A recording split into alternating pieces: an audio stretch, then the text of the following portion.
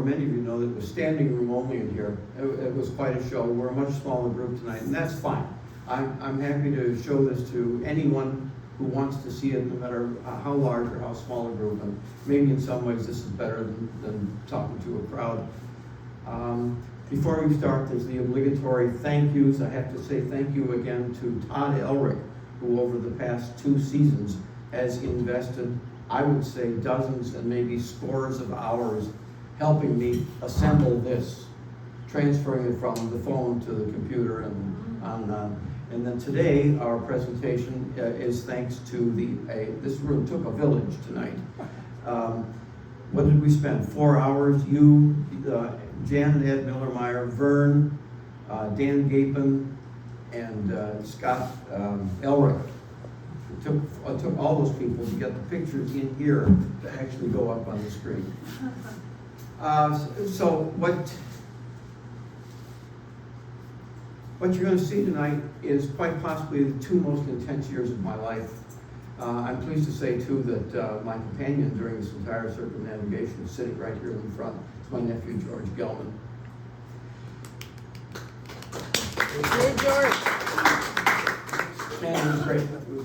We got one more coming yet? Good thing we waited. I've forgotten my lines. Yeah. That's the problem. But once I get started, I'm going to be okay. Welcome. I might move too so I can see the Yeah. pictures. So this is where we're going tonight. And what you're going to see is a little bit of a lot of different things, a lot of different places. And in fact, during the voyage, what we saw was a little bit of a lot of different places. An example might be the island group of Tonga in the South Pacific. The ship spent 3 days there. Crew aboard the ship got every other day off. So George and I, who traveled together, actually got a day and a half in Tonga. You cannot see Tonga or anywhere else in a day and a half. In Tahiti, the ship was there for 4 days. We got 2 days off. We can say we saw Tahiti, but we visited Tahiti, but we really didn't see it. And that's what this entire voyage is about, with the possible exception of South Africa, where we spent a month. I have to say that what you're seeing tonight is because of Sue. When Sue died, once all the initial wrapping up of her life was done, I was definitely at a loss. I was struggling. And then it occurred to me in my grief that there was a sailing ship in Lunenburg, Nova Scotia that was preparing. Here we go. A sailing ship in Lunenburg, Nova Scotia named Picton Castle that was getting ready for its 8th trip around the world. And at that time I had nothing else to do, so I figured, well, I'll apply, knowing that because of my age at that time, which was 76, my chances of getting aboard the ship were 50-50 at best. I went through a rather convoluted and expensive application process. They finally determined that I'm not some doddering old geezer and that I could hold my weight in a group of people. And so almost to my astonishment, they said, yes, come along. And that's how 13 months later, I ended up on the street in Lunenburg, Nova Scotia, waiting to start the voyage. This was September 30th, 2022. You see these 2 bags in front of me.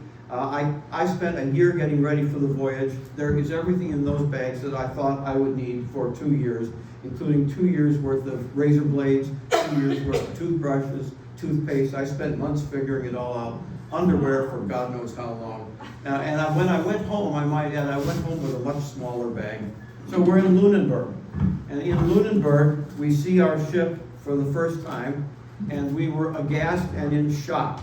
We had been told by the Picton Castle office that the ship would be ready to sail in 2 weeks. That was pie in the sky fantasy and quite possibly an outright lie. The ship was a wreck, as you can see. The owners hadn't done a single thing to prepare it for a world voyage, so those of us who were in the crew had a choice. We could either call it a loss and go home, which many people did, or we could stay and tough it out and decide to try to sail around the world. So the people you see in this room are those of us who decided to stay. Oh, look, 2 more people. It's great. Sit down. Three. Aye, aye, Captain. I'm talking here. Anyhow, so the people you see in this room are the ones who chose to stay. And even at this early stage, right at the very beginning, we are beginning to bond to a very tight-knit group of people. Our one goal was to take an old, worn-out sailing ship and take it around the world. This is the main salon of the ship. This is where 18 of us lived. You can see on both sides our upper and lower bunks. My own bunk is on the lower right where you can't see. This was my home for 2 years. It's 6 feet 4 inches long, 3 feet wide, 2 feet high, and I did keep it that neat because we all know I have issues with neatness. So this was my home, and that's a little aside. This is what we did, literally and figuratively. The ship was a wreck. We rolled up our sleeves and we went to work. This is George, by the way. Inside and out, every single thing on this ship needed doing. Chipping rust, painting, scraping, varnishing, rigging, whatever you can think of, we did. And we did this all through the Nova Scotia winter. We did this through the winter and into the next spring. 8 months later, after we arrived in the dock, we were finally ready to go. Picton Castle was ready to go back in the water. We were stuck in dry dock for 5 of those months because the winch in the boatyard broke, and those were 5 months well spent. The ship was a far better, stronger vessel by the time we finished it than what we started with. So in spite of almost impossible odds, there was going to be a World Voyage 8. On May 10th, 2022, we set out into a cold and stormy Atlantic Ocean.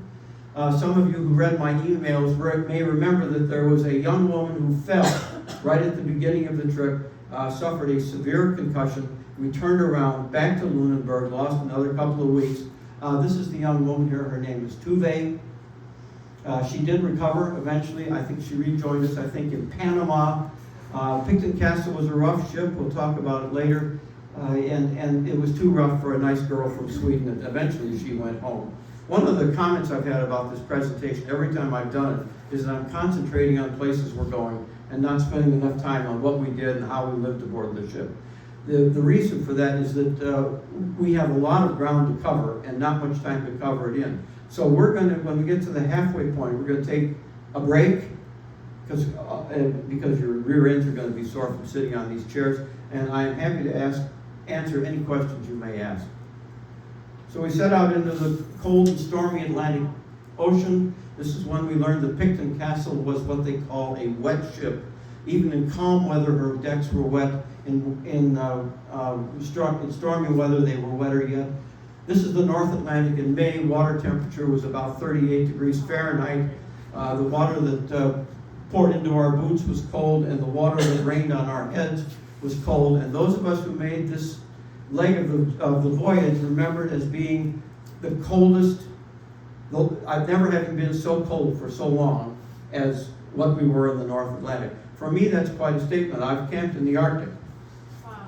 So to say that this is the coldest I've ever been, I think adequately sums it up. But it didn't matter. We didn't care. We were headed south. We were going into the tropics.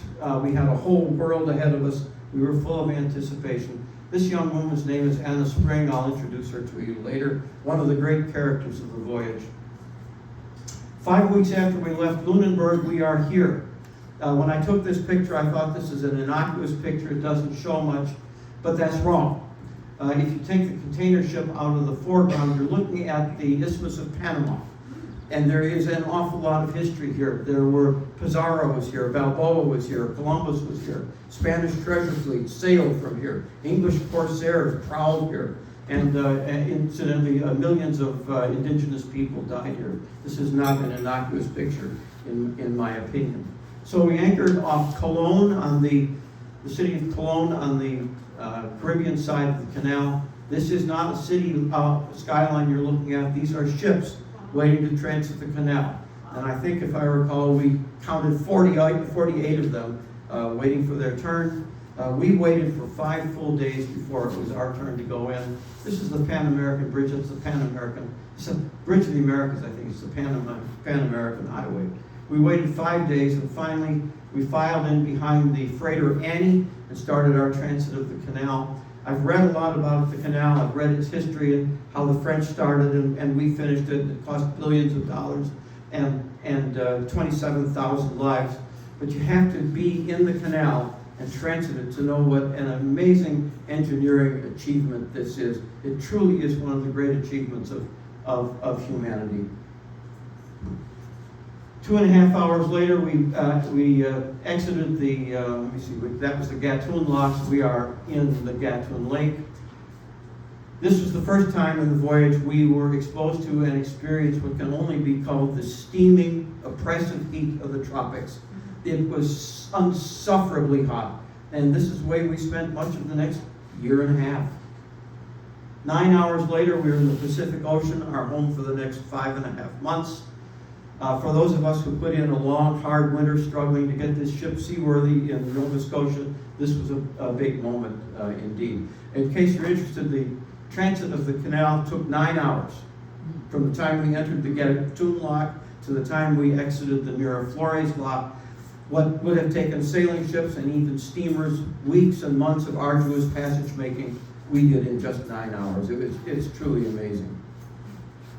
So the first of several maps, I'll give you a little tour of where we've been. That's why I got this great stick.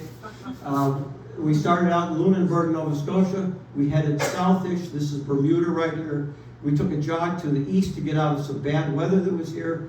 Went southwest. We stopped very briefly at the Isle of Anguilla, which I'll talk about later. Across the Caribbean Sea, we've transited the Panama Canal. We're now in the Pacific Ocean in the Gulf of Panama. Am I in your way? No, I'm fine. So we're headed out across the Pacific, and this is the first time that I truly noticed the incredible blue of the deep ocean. In my emails home, I called this cerulean blue. I think it deserves its own name. I tend to think of it as pelagic blue. This is the color of the Earth from deep space. And in the course of our circumnavigation, I never got tired of looking at it. To talk about, again, Picton Castle being a wet ship, look at these decks. This was a good place. If you like wet feet, this was the place to be. So we're headed south. I think I missed a picture somewhere. Anyhow, we headed south out of the Gulf of Panama, picked up some wind, went southwest. This is there are the Galapagos Islands. The entrance to the Galapagos Islands. This is Kicker Rock, 500-foot column of volcanic rock sticking up out of the ocean. This is a world-class diving site. George scuba dived, I snorkeled. I've never seen fish the way we did in the clear blue waters off Kicker Rock. The island in the background is San Cristobal. It's the main island in the Galapagos Islands. Capital of the Galapagos is Puerto Moreno. I have heard bad things about Puerto Moreno, that it was run down and slovenly.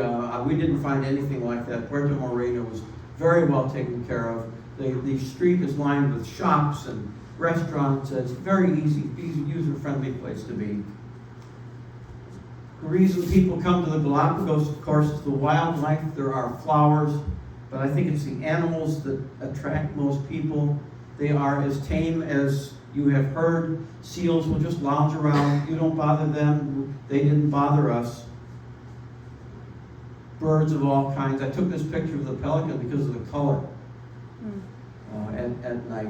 But the star of the wildlife show, of course, is the Galapagos tortoise.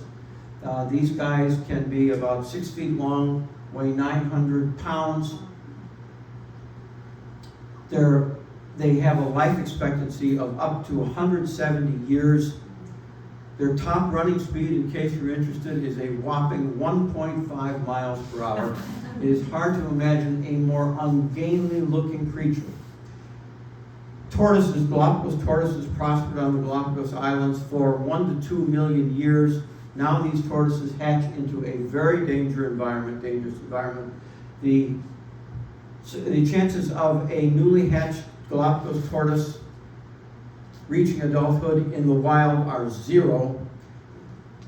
because of feral rats, cats, and even ants that eat the newly hatched hatchlings. So what happens is the park rangers will go out into the bush and people will volunteer to harvest eggs. They bring them back to the Darwin Center on Santa Cruz Island where they will hatch, and then the Darwin Center will raise them for 11 years before they're released back into the wild. This is what it looks like. 96% of the Galapagos Islands chain is Ecuadorian National Park. It looks like this. These are true desert islands. In spite of what you hear or what I have heard, Ecuador, I think, does a superb job of maintaining this very remote group of islands. We left the Galapagos at sunset. This is Daphne, the uninhabited island of Daphne Major here. We are headed southwest. And when we were all applying for the voyage, one of the questions we were asked on the application is, where in the world would you like to go most? Most of us answered Pitcairn Island. We are on our way to Pitcairn Island. This is the final home of the Bounty Mutineers. So this is a 3,300-mile passage, one of the longest of the voyages of our passages. It was a light weather passage. Eventually the wind died completely right midway between the Galapagos and Pitcairn, so we decided it was a swim break, and what a place to swim this was. The nearest land is 1,300 miles over the horizon. That would be Easter Island, or if you prefer, 2.5 miles straight down. I really think you have to go around the world in a slow ship to understand how much water there really is on this planet. Wind did return. That is me going aloft. I think George took this picture. Yeah. During the course of the voyage, there were a very few truly magical moments. This was definitely one. We anchored off Pitcairn late at night. There were no lights on the island.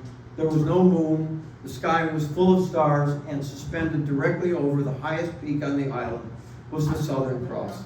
Even 3 years later, it gives me a tingle just to think about this.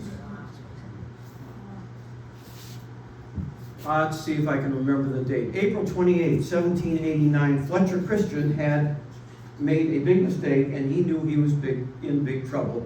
He had just instigated a mutiny against his captain, Captain Bligh, in the HMS Bounty, and he knew that even though he was on the other side of the world, 1,500 miles west of Tahiti, the British Admiralty, when they found out, were going to send out an expedition and hunt him down. He needed a place to hide.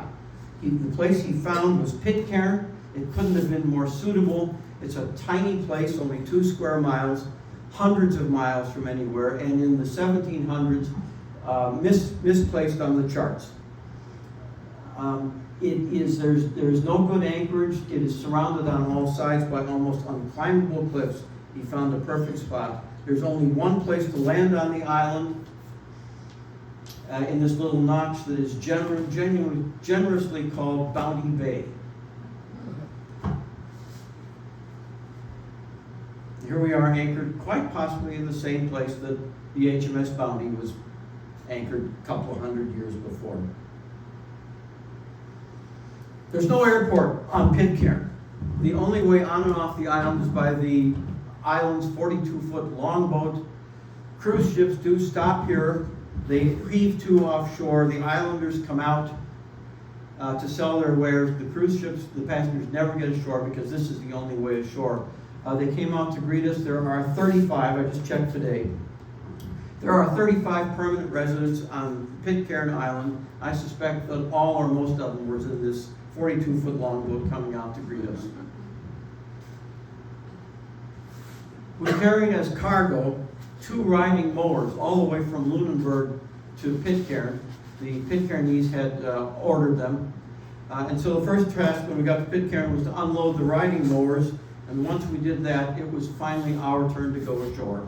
We were all very excited about this. And I might add, I think this picture was taken almost 4 years ago now, and they're beginning to look mighty young. On Pitcairn, each of us we spent 3 days on the island. We were hosted by one of the islanders. This was my host. His name is Dennis Christian. He is the great direct grandson of Fletcher Christian himself. A delightful man. We got along wonderfully. He fed me. He put me up for the night. We had wonderful conversations together. In just a very short period of time, I became very fond of the man. It was just a great visit in every way. This is his house. Typical of the housing on Pitcairn. These people, it was emphasized to us, are not poor. You'll notice the solar panels on the roof. There's alternate vehicles under the carport. They have resources. This is the inside of his house. Very plain, but clean. Everything you need is there. The island has one church, Seventh-day Adventist. And I took a picture of the inside of the church because I like to do that kind of thing. And because it shows how well maintained both the church is and the entire island looks like this. It's freshly painted, it's taken care of. There are only 35 people who live there. There are no children, there are no teenagers, there are no young adults. Everyone is middle-aged and older. Most of them are older. They live in a special place, they know it, and they take care of it. A very well-stocked co-op. It amuses me that every single person in this room, all 4 of them, are direct descendants of one of the Bounty mutineers. I've read all kinds of things about Pitcairn, its history, but I don't think I'd ever read that it is a beautiful island. This is St. Paul's Pool. We were there for 4 days. On the last day, the islanders staged a potluck for us. This was Picton Castle's 8th visit to Pitcairn Island. So we were greeted like old friends. They put this potluck on for us. And you might wonder, what do people serve at potlucks on the other side of the world? Well, fried chicken, potato salad, baked beans, and chocolate cake. Felt like home. It was my privilege, by pure luck, to sit next to a woman named Fiona. And she introduced herself as the king's representative on the island. So I said to Fiona, I says, you know, back in the United States and in other places, these little corners of the world, the kids grow up, they move off, and they don't come back. This is an aging population on this island. What is the future of this island? And she explained to me that Pitcairn, all 2 square miles of it, is the only overseas possession that Britain has in the entire South Pacific Ocean. And there is no way they're going to let go of it. So she pointed to a corrugated shed a little ways down, and they are establishing a marine research center. So, Rule Britannia, there will always be a Britain on Pitcairn Island. We were there for 4 days. More than any other place in the world, we bonded and grew fond of the people on Pitcairn. And a number of us, I include myself in the statement, were in tears when we left this wonderful place and these wonderful people. Another map, just to orient you. Panama, we coasted down the coast of Colombia following a favorable current in no wind. The wind came up, we went to the Galapagos. Now we're down at Pitcairn. We're going to head back northwest, back up into the tropics. That's where this is, going northwest. Began to cloud over here, and this was the first of 2 storms that we encountered during the voyage. Buford Force 8, I think it was, 40-mile-per-hour winds, 20-foot waves. To give you some idea of the size of these waves, aside from this one, if you look up in here, there's a whitecap way off in the distance. Kind of a neat thing to see. I've looked at pictures of this in books all of my life. To see it up close and personal live was a thrilling thing to do. Storm ended, of course, and we are now approaching a place that I have waited all of my life to see, and that all of us were excited about. This is our first island in French Polynesia. This is Mangareva. Another view of Mangareva. Mangareva, there are 5 island groups in French Polynesia. There's the societies where Tahiti and Bora Bora and Moorea are. There's the Tuamotus and the Marquesas and the Australs. This is the Gambier group, the southeasternmost group there. Our first anchorage in Paradise. This is Mandariva, the town of Rikitia. It's the capital, if you want to call it that. The prominent feature in Rikitia is this Catholic church. It was built, I think, starting in the 1700s or 1800s. I've forgotten the date. The missionaries who built it were determined to make a statement, and as a result, they built the largest church anywhere in the entire South Pacific until you get to Australia or New Zealand. Cinder block, coral block construction. This is the inside of the church. The island has a population of 900. The church seats 1,000. There were plenty of room for us. So one of the fortunate things is that we were there over the weekend. Look at the white shirt, the tie, and the dress slacks. In those 2 bags that I packed, I brought a white shirt, a tie, and a pair of dress slacks, just in case I went to church on Sunday in some Polynesian island. This is the crew. We all did the best we could with clothes. The service was in French. The service was in French. The singing was in Polynesian, by Polynesians. Polynesian singing, sung by Polynesians in Polynesia, with the various harmonies, is chillingly beautiful. I'm very glad I had the opportunity to see it. Look behind us. There's the altar, handmade. The wood is locally grown mahogany. The altar is decorated in inlaid mother-of-pearl shell. It is a masterpiece, a work of art. Mandariva is crisscrossed by hiking trails. I took this one from the top of one of them, and what I was really after was the clouds, because they're so unusual looking. But then as I look at the picture, there's more in here than just clouds. In the foreground is a lagoon with various colors. If you or anyone you know has black pearls, wherever they may have bought them in the world, they were probably grown in this lagoon. It's the largest commercial grower of black pearls in the world. And then, of course, beyond that is the White Barrier Reef, and past that is the Pacific Ocean that seems to go on forever. 2 ladies who were nice enough to let me take a picture in front of the church. The one on the right seems kind of grumpy, but so in Polynesia, if there's a flower behind the right ear, that means that the woman with the flower is available and looking for romance. And of course I had the inclination, but I had a ship to catch, so I had to keep going. Sure. It's a good story. It's a good story, yeah.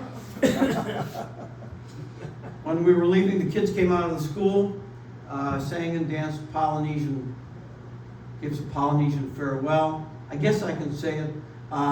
We overstayed our welcome on this island. We were supposed to stay there for initially just a week. For reasons that none of us ever knew, we stayed 2 weeks. By that time, when 40 people descend on a small island, it strains their resources to the limit.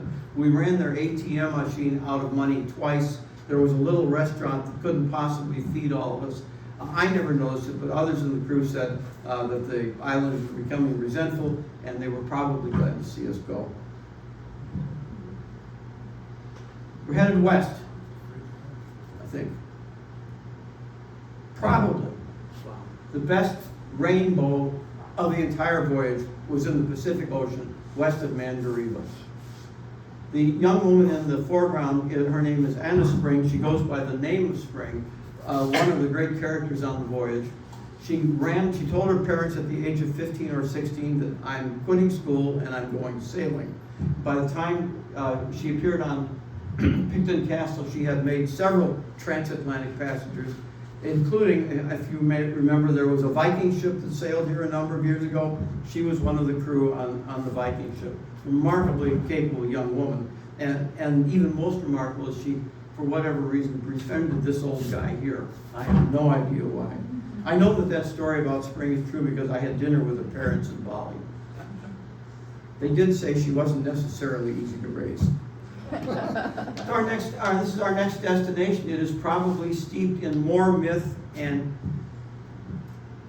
than almost anywhere in the world. This is Tahiti, of course. When I was a young guy reading books, this is the Tahiti I read about.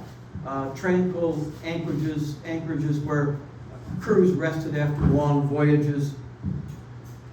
isolated island streams where young women wash their hair. And then there was this. This is Papeete, the capital of Tahiti, circa 1945. I would love to have seen Tahiti in 1945. So this is Tahiti 1945. This is Papeete today. Papeete Harbor, Tahiti Harbor, is the only deep water port in the entire southern Pacific Basin. And as such, it is a cruise ship port, a container ship port, a French naval base, a gathering place for the world's great mega yachts. It is a distribution center for food, medical supplies, for scores of islands and dozens of people, and thousands of people. Downtown Papeete, not like it did look in 1945. It's interesting to me that the trees are real, of course, the flowers are real, but the grass is astroturf. Traffic is 24 hours a day. This is a city of 27,000 people in a metropolitan area of well over 100,000 people. So George and I and this young man here, Edmund, rented a car. We wanted to see the island. We rented a car and we drove clockwise around the island. I was looking to see if there was anything left of the old Tahiti. In fact, we saw none of it. But Tahiti is still a wonderful place to visit. The island streams where women used to wash their hair are now manicured parks. There are still waterfalls in Tahiti. Some beautiful beaches. Flowers. And as an aside, George and I had lunch in the only McDonald's in the entire South Pacific Basin. And when you eat McDonald's, you get cheeseburgers in paradise. Strong men and women still paddle outrigger canoes, although now they're made of fiberglass, and that's okay. And I pose the question to you, where else but Tahiti can you take a picture like this? I might add that the young woman in the foreground is fully clothed. For medical reasons, I checked it out. So we said goodbye to Tahiti. And as we sailed away, I said to myself, thank you, Tahiti, for showing me that you're not as spoiled as everyone had told us about. It's not full of crime and poverty. It's still a worthwhile, beautiful place to visit. You see all these gas cylinders in the foreground. This was what we used as cooking fuel for the galley stove. Each tank lasted a week. There are 14 tanks there. There is enough stove fuel for 14 weeks.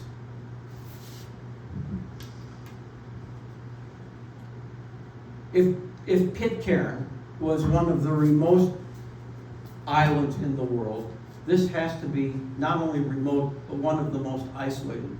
This is, I've gone blank.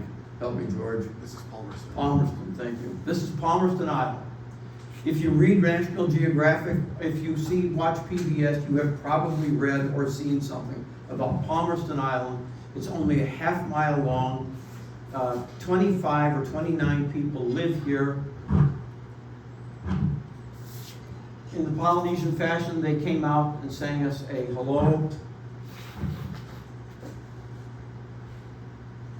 This is the young women in our crew that you see there. When the girls came ashore, they were given leis and flowers, on and on and on. We boys, when we went ashore, got nothing. If you look on the left, take a look at those two women. This was a common thing we saw throughout the South Pacific Ocean. 50% of the people in the South Pacific are obese, many of them morbidly obese. 25% of the people who live in the islands in the South Pacific suffer from diabetes. They're paying the price for Western diets and refined sugar. The way they make their money on this island is fishing. They fish prepared fish, and they ship it out to New Zealand and other places. And then they buy junk food, and that's what they eat in their diet. So this is what happens. The days of the all-alluring Polynesian vahini seem to be over.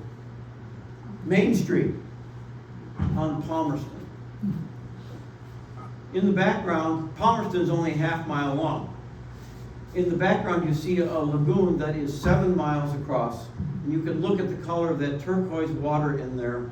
I tried endlessly to get a good picture of that water and couldn't do it. In my emails home, I described it as iridescent turquoise.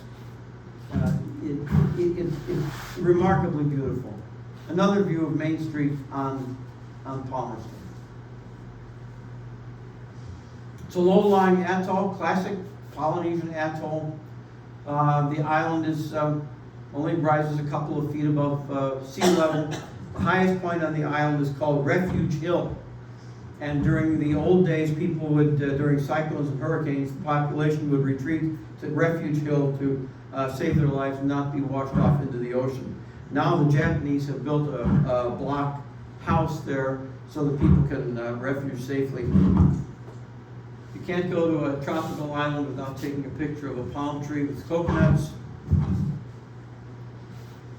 During our stay as on Pitcairn, we were hosted by local families. This is the house. I think George was with me in this house.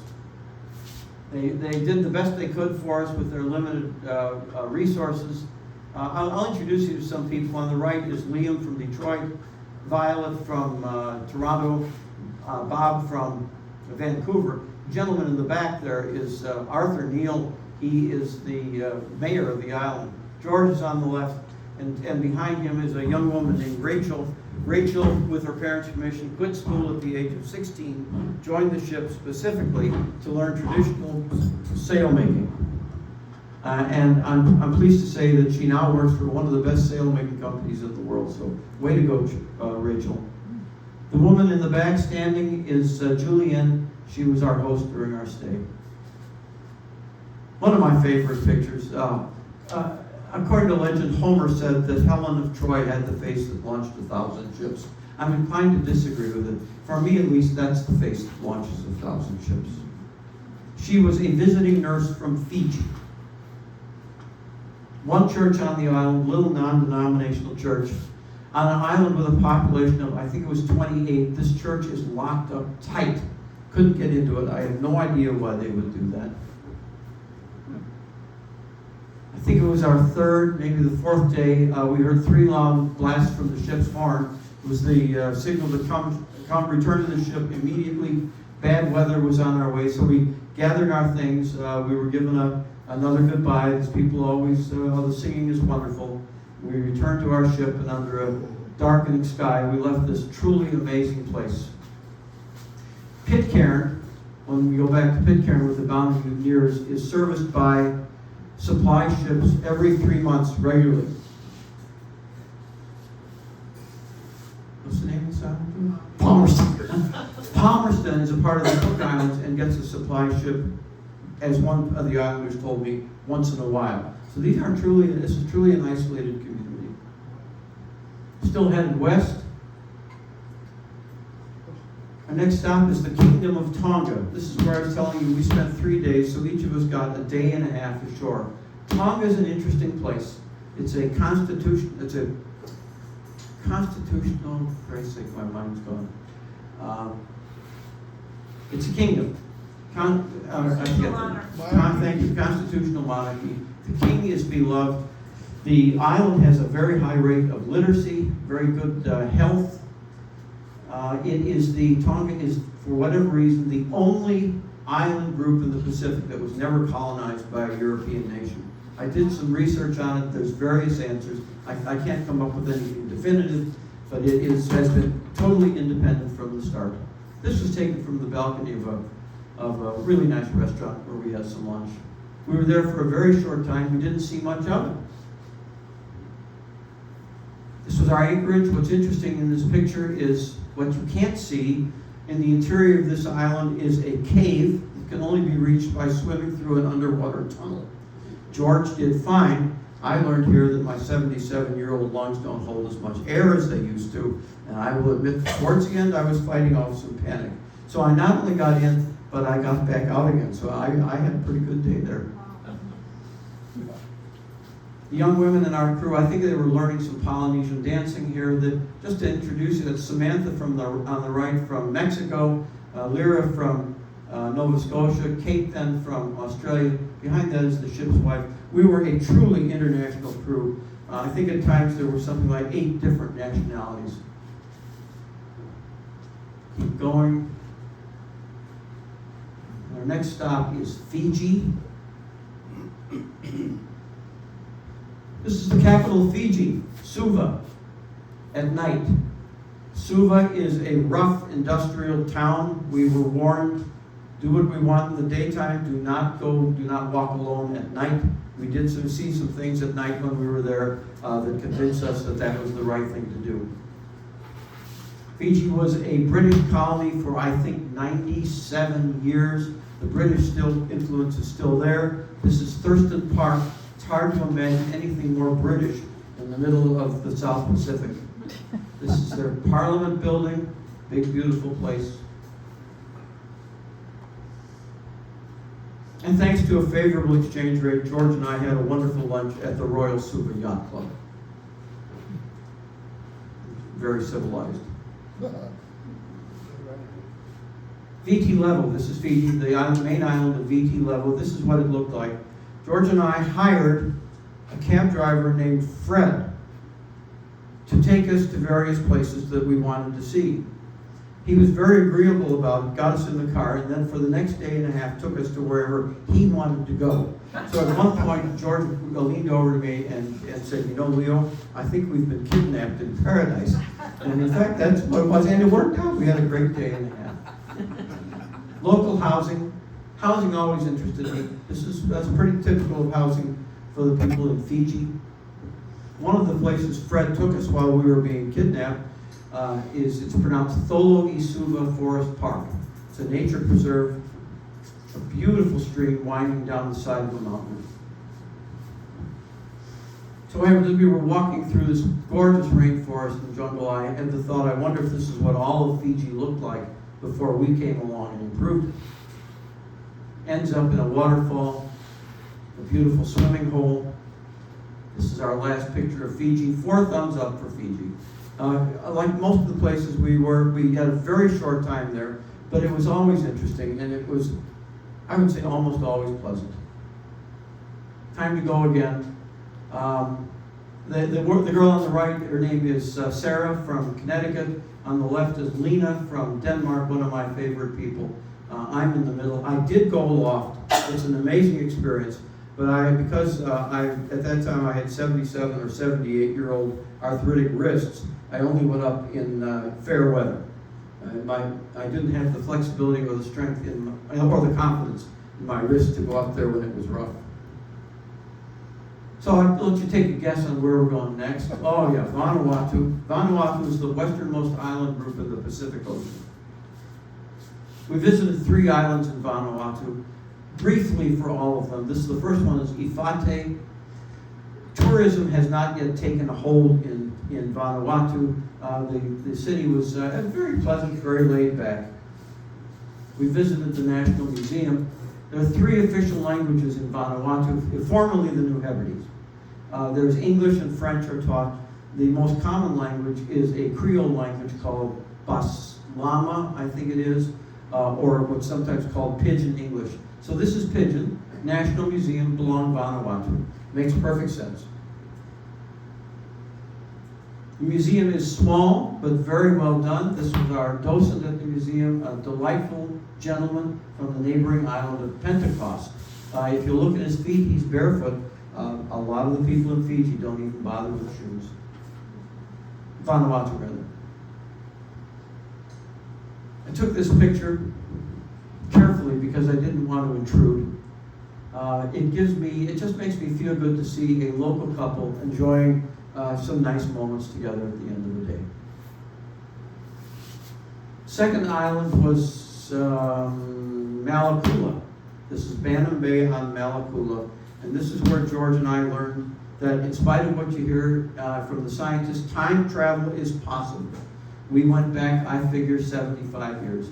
If you look behind the beach, it's not a good picture. There are some thatched roofs in amongst the trees. There are no buildings, as we call them. There are no docks.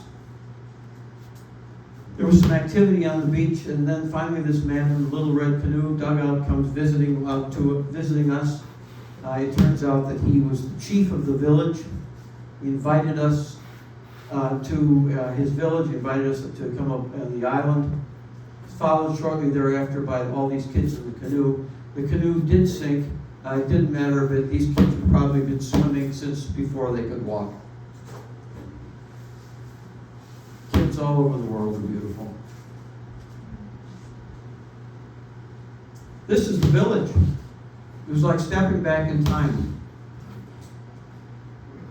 In truth, we caught these people at a bad moment. A cyclone had come through, I think just a week or so before. They were still very definitely putting themselves back together. Typical housing. In a moment when I hoped no one was looking, I did peek inside. Dirt floor, and as you might imagine, there's nothing in there. This is how they live. Vanuatu has the reputation as having the most contented population of any island, of any country in the world. And based on what we saw in just this one village, that might very well be true. But not everything is perfect in paradise. This is the medical clinic on Malakula Island. You can see the damage they sustained from the hurricane, but it's not the outside that's disturbing, it's the inside. As you can see, there is nothing there, only the most rudimentary medications. I did poke around, and I saw no way even to sterilize instruments. In this room, but not in this picture, is an old man with leprosy.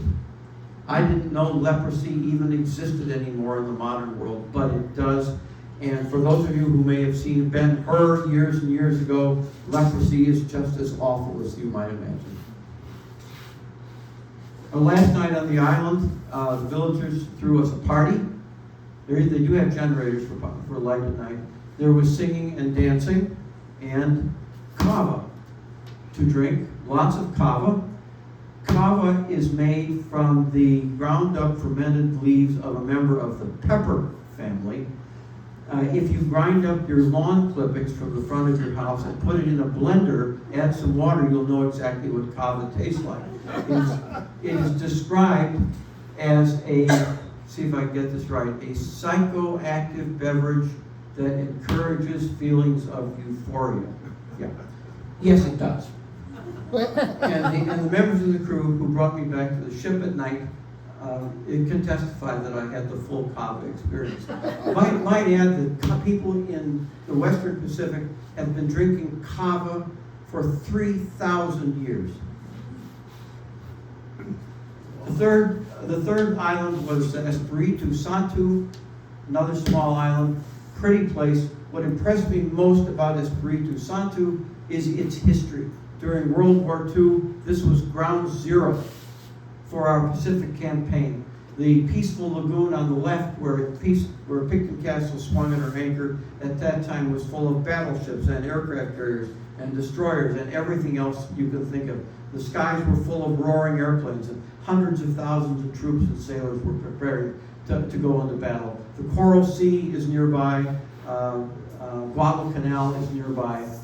When James A. Michener wrote Tales of the South Pacific, this is exactly where he was talking about. And when. The island of Bali Hai, that in the musical South Pacific so mesmerized me when I was a young teen, is just 20 miles up the channel. This for me was kind of a profound experience. The Malakula Blue Hole. It's hard to imagine, quite frankly, a prettier spot. This is where I went deaf. I dove into this clear blue water here, and by the time I came to the surface, or when I came to the surface, I couldn't hear a thing. I tried for a couple of days with George's assistance to clear my ears. Nothing worked. So finally I hired a cab, and I asked him to please take me to the nearest hospital. This was the nearest hospital on Espiritu Santo. This is the waiting room. Everything in my Western mind told me to run away. My ears told me to stay. So I signed in knowing that I was going to spend a long day sitting on one of these wooden benches. 15 minutes later, they called me in. They took me into a room that had ears painted on the door. A nice woman, I don't know if she was a nurse or a technician, took out a syringe of saline water, flushed a whole bunch of gunk out of my ears, and it was a miracle I could hear again. They allowed me to hear again for very nominal amounts of money, and the service was wonderful. So I came away from this with two morals to this story. Is one, don't judge a book by a cover, or at least a hospital. And the other is for every year, every 70 years or so, for gosh sakes, have your ears cleaned. Don't go through what I did. Last photograph on Vanuatu. I took this picture as we were leaving, not Vanuatu, yeah, Espiritu Santo. I took this picture because it reminds me for all the world, like, what is the island in King Kong? Oh no, I forget it. I had it when I came in. Skull Island in King Kong.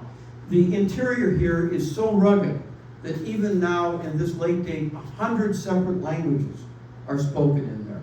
The last reported case of cannibalism was 1969, which is well within my own lifetime. Tourists are warned not to go into the interior. And it's not because of cannibalism, it is malaria. This is malaria country. To go back in the back country without being vaccinated is the height of foolishness. So this is the end of Vanuatu. We are now in the far western Pacific. This is sunrise, you can tell because it's coming up behind the ship. We spent almost 2 years going west. This is Lisa from San Francisco at the helm.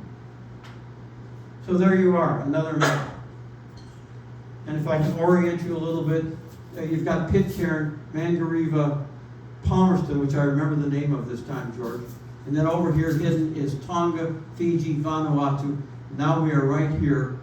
There's a choke point between the Indian Ocean and the Pacific Ocean. It's called the Torres Strait. It's named after Luis de Torres, a Spanish captain who was the first European to transit the strait in 1606.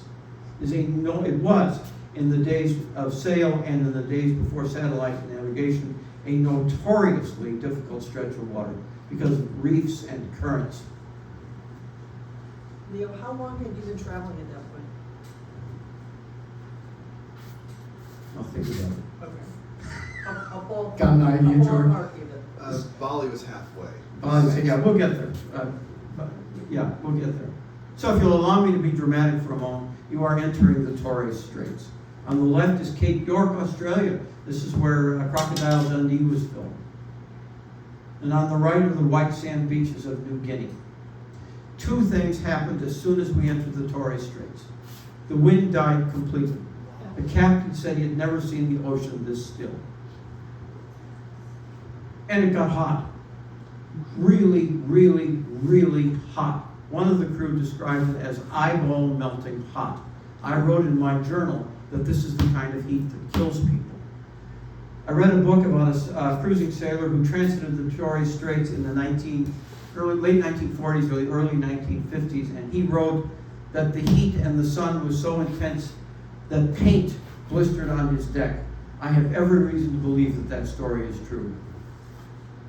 So at the end of the workday, the crew, and we were exhausted by this time, melted down into the main deck, and we just sat there and watched the sunsets.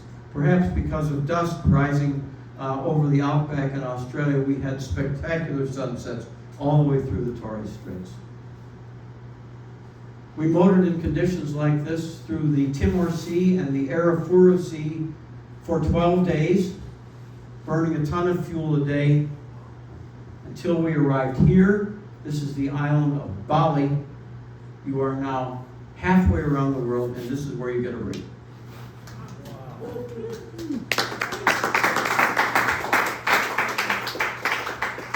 So, we're halfway through, so give your butts a rest. Might be a good idea. Again, there's been comments that I haven't concentrated enough, and it's true on what life was like aboard the ship. Pitcairn Castle was a rough environment. During the voyage, we used words like abusive and toxic. From the top down, our captain was a gloomy, reclusive man. There were the young women, especially aboard the ship, suffered from sexual inappropriateness, and 2 women on the ship have sued the captain. And I personally have written letters to the U.S. Coast Guard, Tall Ships America, the Royal Canadian Mounted Police, and of course I can't think of the last one. Nobody wants to touch it, it's just too hot. So the girls, he'll get away with it, and he has. He is known throughout the tall ship community as being just a general scumbag. The question then becomes, why did you, and George too, why did we put up with this? A ship with no amenities whatsoever, brutally hard work in an oppressive atmosphere, and the answer is easy. There is only one ship in the world that you can do a circumnavigation in, and that was Picton Castle.